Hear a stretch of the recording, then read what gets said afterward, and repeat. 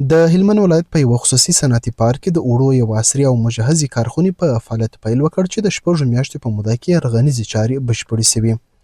د فابریکې مسؤل خالقداد شاهي وایي چې دا 11 میلیونه افغانۍ پانګونه د دې لپاره شوې څو د بهرنیو وارداتو اړتیا راکمه، د کورني تولیداتو کچه لوړه او خلکو ته د کار کولو نوی فرصت برابر شي. پر دې فابریکې باندې تقریبا 11 میلیونه افغانۍ لګښت راغلی دی او د 6 میاشتو یا د 9 میاشتو په موده کې سرته رسېدلې ده. دا فابریکه بس خاص زموږ هدف دغه دی چې دلته زموږ د وطن خلک زموږ سره پر کار باندې تقریبا دلته په مستقیم ډول باندې د 15 څخه نیولې تر 15 نفرو باندې دلته موږ نفر په کار باندې اخته دي او په غیر مستقیم باندې دا تعداد کې داسې 100 نفرو ته یا 90 نفرو ته ولاړ شي. د فابریکې کارکونکي هم خوشي څرګندوي چې د کار کولو دا فرصت ورته برابر شوی. خان محمد او سیف الله چې دواړه په فابریکه کې کار کوي وایي چې په خواله بیکاری سره مخ خو اوس نه یوازې یو ثابت کار لري بلکې د خپل کورنیو مالی اړتیاوې هم پوره کولی شي. دوی هیله لري چې ورته نوري صنعتي پروژې هم پیل شي. او که دا کار نه موږ مجبور بل هیواد ته تللی اوس کور نه چې موږ ته کار برابر کړی دی، د کار زمینه برابر کړې هیوادوال سره د وطن والا سره دا غوښتنه کوي د کارخانه یو فابریکه یو شی پالیس.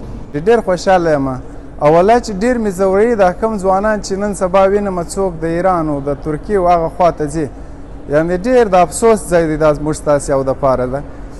نو د داسې خلکو سره چې هغه شتمنۍ لري کومې پانګونې کوي هغه باید دلته په خپل هیواد کې وکړي. د هلمند د سوداګرۍ خونې رئیس رحمت الله نظري دا پروژه د اقتصادي ودې، کاري پراختیا او د وارداتو د کمښت په برخه کې یوه مهمه لاسته راوړنه ګڼي.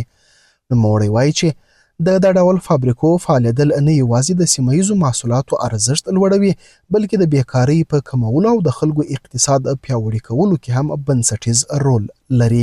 او د هلمند د بزګرانو دپاره بیا ډېر ښه زیری دی چې پخوا به افغانستان ته غنم راوړل، د پاکستان، د ایران، د قزاقستان، ترکمنستان او ازبکستان څخه به مو غنم راوړله. نو اوس الحمدلله په خپل کور دننه په هلمند ولایت کې موږ خپل تولید لرو او خپل د ځان وړه لرو.